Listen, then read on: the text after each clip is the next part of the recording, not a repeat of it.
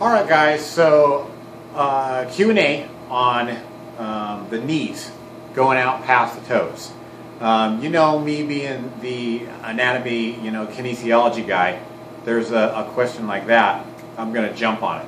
And so bringing the first part of this video from where I work at a local trauma center here in the CAT scan department, kind of go over some anatomy real quick. So you'll have to excuse my crude drawing here, but hopefully it'll get the point across.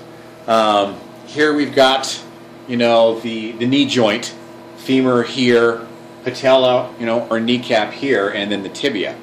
And so you can see it's not a very strong joint. This is really the bulk of the attachment between the femur and the tibia. And then there is, some connective tissue that runs right down the sides on both sides that are called the lateral and collateral, the lateral and medial collateral ligaments.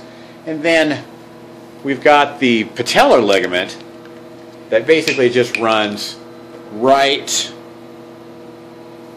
over the top of that patella, and then it attaches down here in the tibial tuberosity.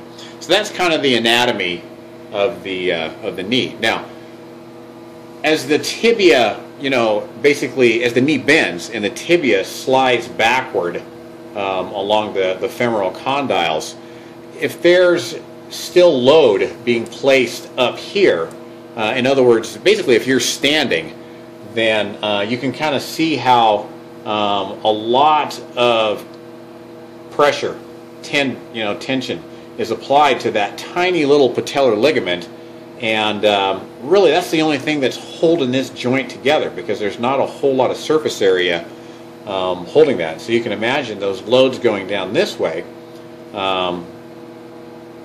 There's a lot of load being applied to just a little bit of tissue that's holding everything together there.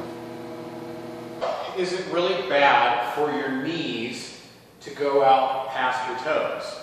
Yes and no.